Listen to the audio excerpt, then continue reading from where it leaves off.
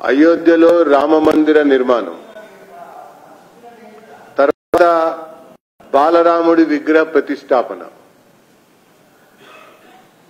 ప్రపంచం మొత్తం కూడా వీక్షించింది.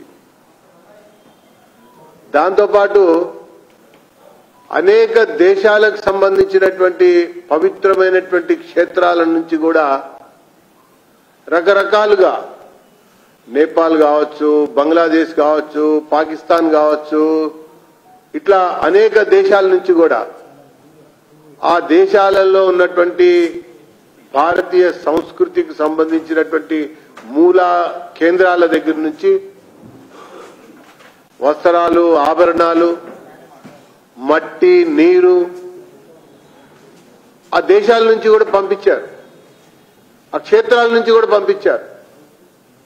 ఆ రకంగా ఈ మందిర నిర్మాణం, విగ్రహ ప్రతిష్టాపన అనేది అసలు ప్రపంచ చరిత్రలోనే ఒక ప్రధానమైనటువంటి ఒక క్రతువుగా, ఒక హిస్టారిక్ ఈవెంట్గా, ఒక కల్చరల్ ఈవెంట్గా,